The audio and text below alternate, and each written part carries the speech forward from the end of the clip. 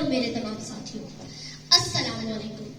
آج مجھے جس موضوع پہ لب کشائی کرنے کا موقع ملا ہے اس کا عنوان ہے میرا پیارا وطن پاکستان۔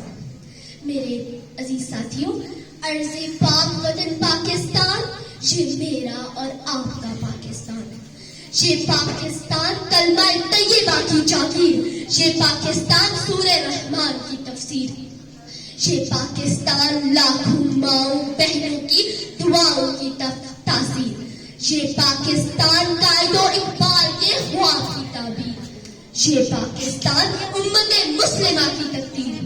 میرے عزیز ساتھیوں، اس وطن کی مٹی میں فردوس پہنائیاں، لالا و گل کی لب کشائیاں اور شمس و قمر کی رعنائیاں ہیں۔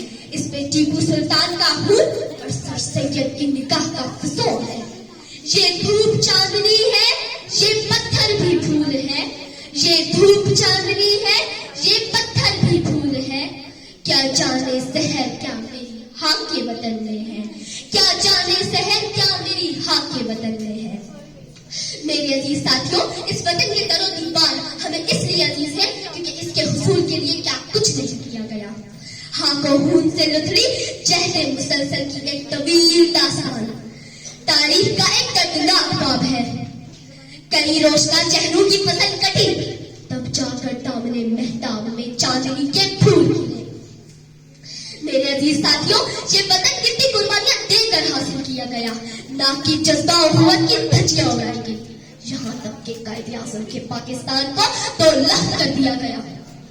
میرے عزیز ساتھیوں، آج ہماری آزادی کو 76 سال ہو گئے ہیں، مگر آج بھی ہم وہاں ہیں جہاں امید کی کرنیں راہ بدلتی ہیں، جہاں روشن مقدر کے اجالے ختم ہوتے ہیں، جہاں سرے بازار یوسف نیلام ہو رہے ہیں، جہاں حاتم سے حیرات مانگے نہیں ملتی۔